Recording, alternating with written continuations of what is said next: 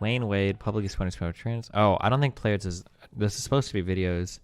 Oh, the Crowder video on Pete. Buttigieg's extremism. Pete Buttigieg is to the left of Barack Obama. He would be the furthest left president that we've ever had. This is true. Bernie fans hate to hear it, but yeah, Pete would easily be the furthest left president probably that we've ever had. What about LBJ?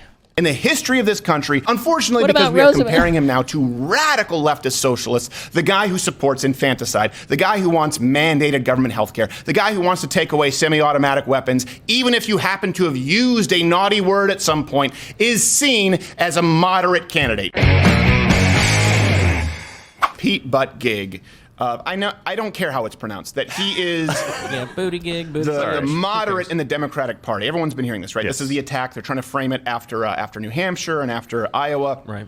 And it's this war between Sanders and Pete Buttigieg. Sanders, he's leading in total votes. Buttigieg has slightly more delegates. Well, let's let someone else tell you so that you believe it. You need 1,991 delegates to win the nomination. This is the beginning of a long road to that Democratic convention in Milwaukee. Take a look at where we are. Buttigieg actually has a 2-delegate lead at 23. Sanders, 21. Warren, 8. Klobuchar, 7. Biden down at 6. So Bernie Sanders very well emerges from New Hampshire after a strong showing in Iowa as the national frontrunner with this race. Look at his face. But actually, in the way you get the nomination, winning 1,991 delegates, it's Pete Buttigieg who, out of these first 2 contests, is actually out in front. Do you see his how it looks like he just saw the Pillsbury Doughboy on his table? He's like, ah. So just a quick recap. Iowa, people have been asking about the Iowa debacle. I find it incredibly boring. There was an app made by Democrats. It was Shadow Inc., which had only been around a couple of months to calculate the results. The app malfunctioned. And then we found out that Pete Buttigieg made a victory speech, even though there were 0 official results, which, by the way, good for you. That's a pimp move, Pete Buttigieg. I actually respect it. Like, hey, I haven't announced a winner. I'm just going to say I'm a winner. Boom. Great. Can't take that away from me. But that's illegal. I don't really care. By the way, it also turns out his campaign donated over $40,000 to the app company. What? And the Iowa Democratic Party, they were caught making errors that strangely always seemed to favor Pete Buttigieg over Bernie, so you can look into it.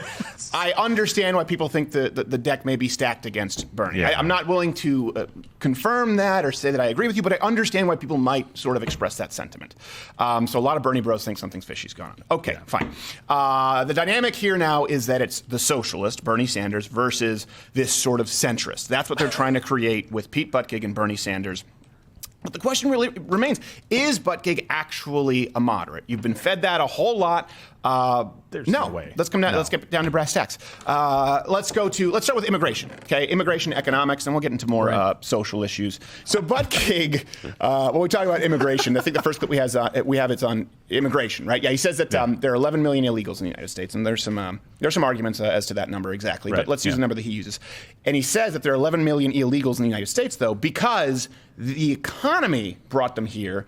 And then he also clarifies that, or extrapolates, that the mission of ICE is illegal. There you go. The reason we have 11 million undocumented immigrants is because our economy needed 11 million more people than our system was prepared to admit. What? So another thing we got to do when we do that reform is set it up so that in the future you can review every couple of years how many work-based visas we need to keep our economy going. When our immigration authorities are given an inhumane and, in my view, in many ways, illegal set of policies to carry out. Okay, let's clarify what ICE's purpose is, okay? It is to protect America from the cross-border crime and illegal immigration that threaten national security and public safety. So no, Pete, it's not illegal. They're quite literally enforcing the most basic duty of the United States government in ensuring the safety of our borders from people who could potentially break the law and can't be tracked. And the reason that ICE is necessary, and I know that there are a lot of people... Okay, we have to do it here. Okay. So if you were to intentionally misgender a trans woman, that could put her at risk of murder. Do you understand that? Because people think because trans... Where is this coming from? Like discourse, you. Thank you. Pete Buttigieg is... Okay. Jesus. Like, could ICE in theory have a good mission? Sure. I don't know how much ICE is helping our national security by fucking raiding McDonald's, okay, and hauling out, like, fucking workers, okay, from fast food restaurants, all right? I don't know how much ICE is keeping me safe as an American, but that's a lot of the shit that they do, all right? Chill. is necessary, and I know that there are a lot of people at the Young Turks and Samantha Bee who say it's a criminal enterprise. They want you to think that it's the Corleones. They're saying, there should be no ICE. It's criminal. We already have a police force. But the reason ICE exists is because there are still illegal immigrants. There used to be in record numbers. Now it's been decreasing. Thank you, Donald Trump. Make America great. I appreciate it. I was wrong. Didn't think you would win. 2020 is going to be a landslide. Please come on the show. My point is... That was a lot. My point here is... There is a reason that they exist, that they are necessary, and it's because the job wasn't being done. And we'll get to, there's some more. So I do know that the inflow versus outflow of Mexicans into the United States was massively decreasing under Barack Obama. Estimated number of illegals in United States over time. I don't know if illegal immigrants were increasing or decreasing. I don't know if there's like an overtime graph of the number of estimated illegals in the U.S. So this seems to line up. Obama had a very, very, very hard-line stance against illegal immigration. A lot of people don't know this because it's not really talked about. Well, now the lefties are starting to talk about it more, but like Obama was called like the deporter-in-chief. For a lot of different things. I'm sorry, fuck. People are linking. I've seen the Bernie Sanders thing. I've seen it. Yes, I've seen this. I've seen this posted 35 times in chat. I see it. Okay. Yes. Yes. Thank you. Yes. Okay. I've seen this. Can we stop spamming this? Thank you. But yeah.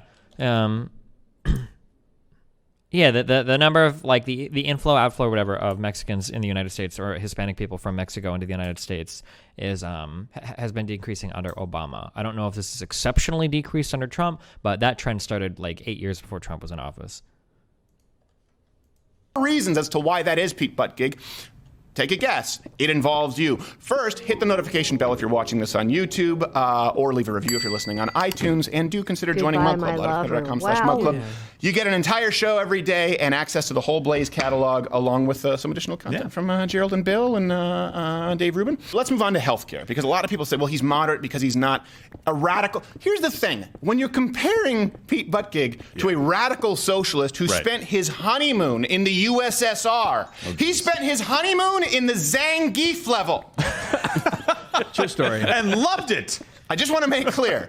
You might see him as a moderate, but I think it's important to compare him to all past Democrats, including Barack Obama. Barack Obama couldn't even see Pete Buttigieg to his left. He's so far to the left of Barack Obama. So let's keep that in context. Let's go to healthcare. He's seen as a moderate because he wants Medicare for all who want it. That's his plan. That's what he calls it. And that's a government-sponsored plan to people who want it while letting others keep their private insurance as opposed to simply Medicare for all, no other option. Yeah. Like Bernie Sanders.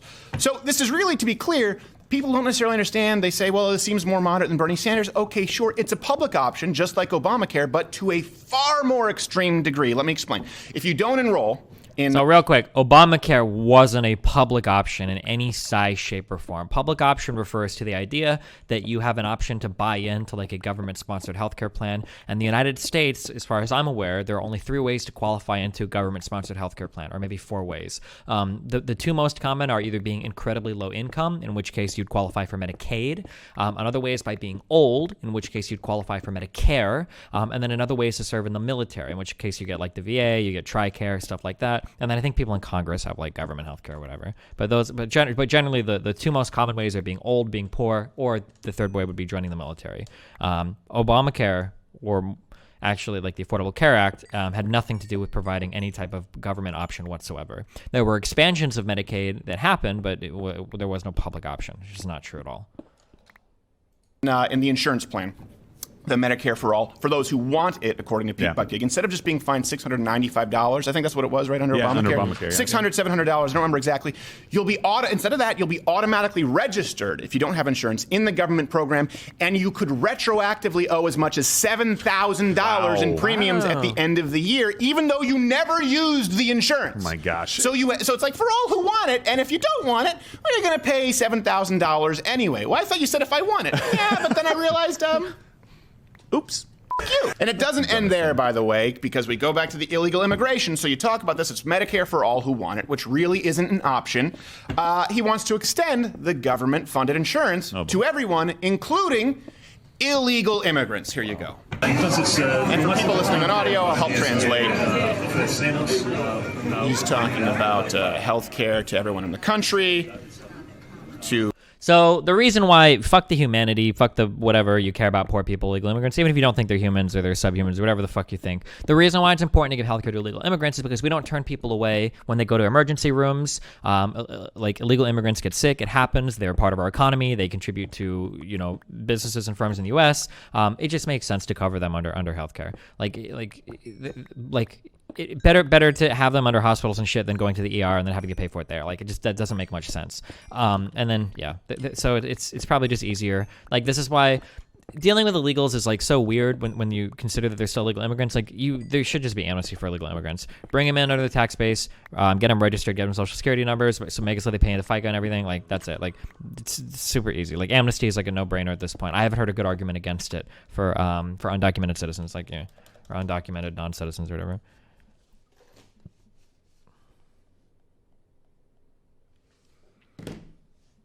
People say it will encourage more illegal immigration. Thoughts? I don't know if people immigrate here for healthcare reasons.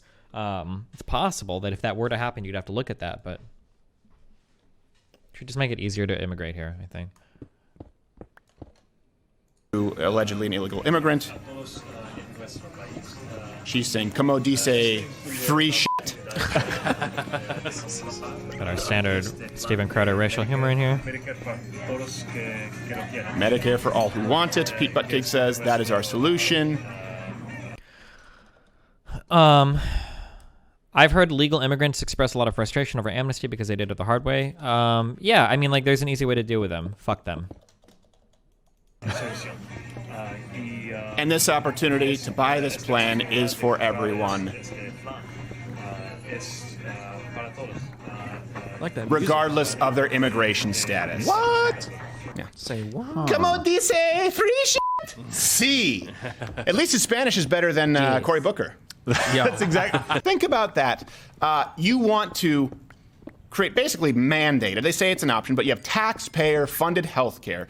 And then you want to extend it to people who are not even citizens. And by the way... So what Crowder doesn't understand here is the reason why there's an important distinction. So one, there has to be some fee tied into government healthcare because it has to be paid for, right? The chances are the risk pools for government healthcare are going to be the highest because the poorest and sickest people are probably going to be the ones turning towards it. So you are going to have some tax or whatever to pay for it. That's going to happen. It's undeniable. Even in a public option, that's going to happen. The reason why that's an important distinction to make, Crowder doesn't seem to grasp this, is because people like Bernie Sanders want to say, well, if you want private insurance or whatever, that's banned. You're not allowed to have it anymore. Buttigieg would say, oh, well, if you want to have private insurance for whatever bullshit, you can still have that. That's okay. That's why Pete makes the distinction. And Crowder, I don't know if he is unaware of the differences between the healthcare plans or if he's just doing this as an easy line of attack, but that's why the distinction is made Medicare for all who want it, right? Do you see now the problem with abolishing an organization like ICE, who are designed to prevent illegal immigration while you are simultaneously incentivizing it? And you are incentivizing it, by the way, let's be honest, Pete Buttigieg, you've never done anything successfully yourself in your own life. You are incentivizing it by footing the bill at the American taxpayer's expense. Yes. They don't care about the American worker. People wonder why you've seen all of these states that have flipped over. I don't think I've ever been more wrong about anything in my life when I said there's no way Donald Trump wins Michigan. Yeah, I know. There's no way, because it was such a working class kind of union state, and the unions were bought and paid for by obviously Democrats, and then Hillary Clinton just screwed it up. She did everything possible to lose them. It is remarkable to me, but these people don't feel represented by you. Why? Because according to Bernie Sanders, mind you, anyone making over $29,000 a year would have to pay more for this government-funded health insurance program, and so the American taxpayer will be subsidizing illegal immigrants according to their own words. It doesn't mean that the American taxpayer, the average American worker, is racist. It doesn't mean that they hate brown people. It means that they don't want to be forced into a healthcare system that they don't want to be a part of. A lot of them like their private insurance, and they certainly don't want to be forced to pay for people who have no business being here in the first place, many of whom don't pay any taxes, and the ones with face tattoos are animals. Not all of them. I want to be clear. I don't want you to say that like Donald Trump, I'm calling all Mexicans animals. No. Just the ones with the face tattoos who do gang initiations where they steal Gran Torinos. Let's move on to guns. This is another one, and this is a really hard issue for the left because you have a lot of people. Look at Bernie Sanders. He's from Vermont. It's as liberal as it's the place of Ben and Jerry, for crying out loud. And you don't even need a permit at all to carry a gun, open or concealed. They have the most liberal gun laws in the country. There are plenty of Democrats who are still still pro-Second Amendment. This is a real problem for the Democratic Party. That's true. Pete Buttigieg, he signed off on all of the Democrats' most radical gun control proposals. And I want you to watch this clip because it's very telling in his own words as to why he is so pro-gun control and sweeping, constricting gun control legislation. Closing the hate loophole, the Charleston loophole, the boyfriend loophole, disarming domestic abusers, enacting red flag laws, extreme risk protection orders, banning the sale of assault weapons like what I carried in Afghanistan. We know what we have to do. The question is, how do we make sure that this time really is different? Because every time we say this time is different. And all of the plans, of course, I think my plan is the best. So does everybody else. Of course. All of them are multiplied by 0 if we don't actually get something done. And so this is not just a question about policy. This is a question about power. There it is. It's a question about power. Yeah. That's what it is. It's not about policy. It's a question about power. Because what would be more empowering to a bloated bureaucratic federal government than removing your ability to say no at some point down the line? That's really what the Second Amendment is. People don't understand that. Well, the power is having the political power to get something done, of course, Carter. But I mean, I guess we can go on this diatribe so we can score brownie points with our audience of fanatics that probably generally don't even use firearms and pretend like they're ready to take a stand against the government. But okay, buddy. Talk about a war. It's not about a civil war. And of course, I'm not advocating any kind of civil unrest right now. But what the Second Amendment is truly about, right? You have the First Amendment. You have the right to say whatever you want. The Second Amendment allows you the right to defend saying, no. Well, you're going to have to do this. No. You're going to have to pay for health care for illegal immigrants. No. That's what the Second Amendment is not. Or you're going to have to be enslaved. Take your pick. Name any corrupt government throughout the history, man. We act like we're somehow beyond this. Right, yeah. We act like we're somehow beyond this. Slavery goes on across the world. You have people across the modern Western world who are jailed for jokes. Yeah. The Second Amendment allows you to say, hey, we're going to take you to prison because you made a joke. No. But the funny thing is that Crowder is very anti-cannabis. He won't take that same stance that we have people, non-violent drug offenders, in jail for fucking smoking a plant. He won't take his libertarianism that far, but he will when it comes to freedom of speech. Interesting distinction there, Crowder. Unless he's changed his stance on that over the past couple months or year. That's the express purpose of the Second Amendment. That's why they talk about it being about power. Something else that I think is important here, the hate loophole. Democrats have been trying to pass these bills, the hate loophole, when I looked into it a little more, that would make it illegal to own or purchase a firearm if you've been convicted of a misdemeanor hate crime. So that's important because right now if you're convicted of a violent crime or an actual felony, obviously you cannot purchase a firearm. We already have those laws. What is a misdemeanor hate crime? What would you have to do to get charged with it? Okay, so here's a specific example in looking it up. There were these students at a University of Connecticut. Okay, they were goofing off. And by the way, not condoning these actions, so let's be clear. Of course. They were yelling increasingly offensive words back and forth. It was like, remember the penis game when you were a kid?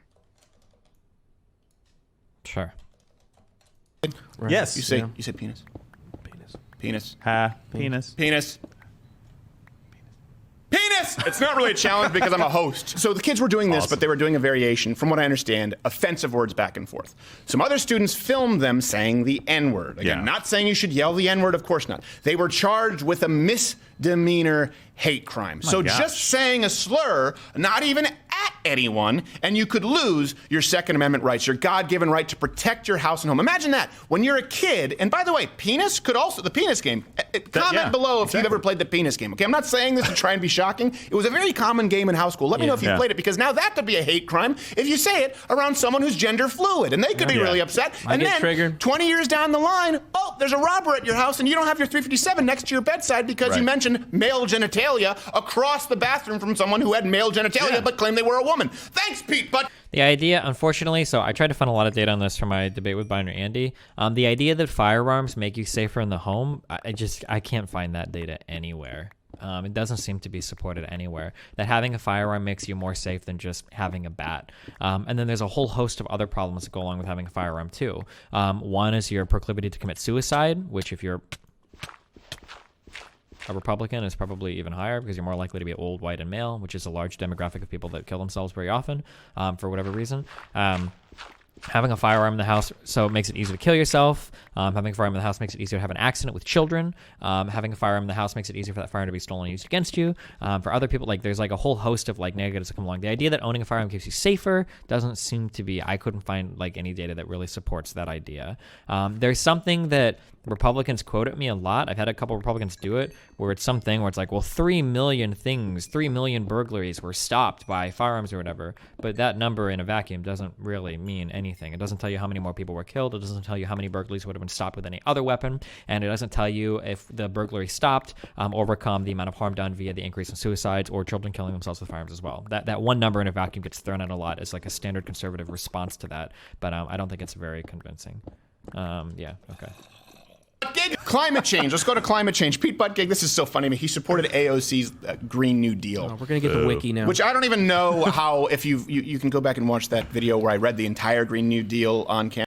How do you feel personally as a gun owner? Would you feel as safe with someone else than a gun? I like the idea of having a gun. There are places in LA. I felt, I don't know, and it might even be a placebo or whatever, but like I felt better walking around certain parts of town, in Omaha or whatever, when I was able to carry. I don't know, just feels good. In LA, not having a gun in some places feels very bad, especially depending on where you're walking around. I mean, that's just me as somebody that's comfortable concealed carrying, that enjoys being able to conceal carry. But I mean, yeah, I don't know. Most Americans are dumb as fuck. I don't think they should have guns. Like, I don't know. That's just me. But I mean, everybody feels the same way. Is that feeling justified? Well, the thing that sucks is that for me, like if somebody has a gun and I don't, I'm probably just going to die. There's not really much you can do, right? But if you have a gun, maybe you can reach for it while you're dying or something. I don't know. All right. Camera, it's 6 pages. Like if you bought a used car, your Carfax is longer than the Green New Deal. Yeah, not a lot of substance. And not only that, but Pete Buttigieg went as far to, while we're talking about the moderate, claim that the climate change was a big cause of the Syrian war, and that if you eat hamburgers or straws, you are part of the problem. Don't take my word for it. And migration crises are increasing because of things like droughts and fires that are accelerated by the problems in our climate. There's some evidence that this contributed, for example, to the Syrian civil war. I think we think about it mostly through the... I have never heard that before. The Syrian civil war in some part was driven by climate change? I've never heard... Is that like a thing that I missed? It's possible I missed that. I've never heard that before, though. Perspective of guilt, from using a straw to eating a burger. Am I part of the problem? Oh, people are saying there was a huge drought. Maybe that's possible. Maybe a drought could have contributed to conditions that made it more ripe for people to rebel. Okay, that's possible. I might just have never heard about that before, but okay, that's interesting. Oh, really? Well, Pete, problem, because I think some folks are missing. Wow. That's every one of the things. Is his mouth ever closed? Let's go to abortion. This is another one. Again, the moderate candidate, Pete Buttigieg. Let me know what you think. Buttigieg made waves for saying that there's no place, by the way, for pro-life Democrats in the party. Yeah. So that's what people know, and they thought, well, that's kind of maybe off color. They think maybe it's a one-off. No, it's not, because he also refuses to place any limit on abortion at all, including infanticide. And this isn't a radical position in the Democratic Party. We'll talk about that with Alan Dershowitz a little bit, America's favorite lawyer, after this, because someone must be conflicted if they consider themselves pro-abortion, pro-choice, but they think there are limits. There is no place for you in the Democratic Party. It's actually far more moderate because nearly every major Republican considers there to be exceptions for rape or incest. Right. Democrats, none. Not a single candidate outside of Tulsi Gabbard would name a point where you should stop the abortion. So before watching the clip that I'm about to show you, remember, even the pro-choice group, the Guttmacher Institute, they say that most late-term abortions, this is important, are not because of birth defects or because of health of the mother. So when Buttigieg goes on to say in this clip, like, oh, late-term abortions mean there's some kind of terrible health problem, according to his own sources, he's flat out lying. Now you see the clip. From pro-life people like me was that you meant a baby actually being born and then possible. There's a lot of controversy with Governor Northam and what it means and what time a woman should be able to have an abortion. I just wanted you to clarify. Wait, is that Kelly McCain? Is that McCain's daughter? Is she a regular? Is she part of the hosting squad on The View now? Or is that not her at all? Meghan McCain. Yeah, not Kelly. Sorry, Meghan McCain. Is she a regular on The View now? I remember I used to listen to her radio show. Oh, God, she was god-awful. Ugh. And then she left the radio show because she moved on to Fox, I think? I don't remember. Or she quit something. She is a host, and she's been a host for a long time. Wow, okay. Clarify, because I found that statement to be pretty radical. Well, I'm just pointing to the fact that different people will interpret their own moral lights, and for that matter, interpret Scripture differently. Partial birth abortion is something that was coming up in like I said, Governor Northam. It was a huge controversy when he was running for governor. Right, I think here comes a people, layup. even Democrats, and there are a lot of pro-life Democrats in the country, want to know exactly where your line is, because you will be the president if you. Pete butt stuff, not homophobic, by the way. Just not when Kulinski says it. Win. Right, but my point is that it shouldn't be up to a government official to draw the line. It should be up to the woman who's confronted with the choice. Invoking infanticide after a baby was born, you'd be comfortable Does anybody with that. seriously think that's what these cases are about? Think Think about the situation. That, yes. If this is a late-term situation, then by definition, it's one where a woman was expecting to carry the pregnancy to term. Then she gets the most, perhaps, devastating news of her life. We're talking about families that may have picked out a name, maybe assembling a crib, and they learn something excruciating and are faced with this terrible choice. And I don't know what to tell them morally about what they should do. She's trying to give him rope to pull in his lifeboat. It's like, here you go, here's rope, here's a life string. And he's like, what? And he's strangling himself with it. Exactly. And she's just sitting like, hey, what do you think? What do you think? What do you think? What is that? Right away. What do you think about stop!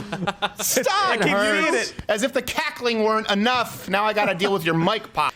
So the arguments that I've heard, the worry about abortion and about giving them like a certain time limit or whatever, or saying like, oh, past this you can't do it, is that you want the doctors to have as much flexibility as possible in terms of figuring out what's good with the life of the mother versus like having to worry about some bureaucratic law that might interfere with the process. So let's say, for instance, we get to a point where late-term abortion is defined as abortion past month 6 or something.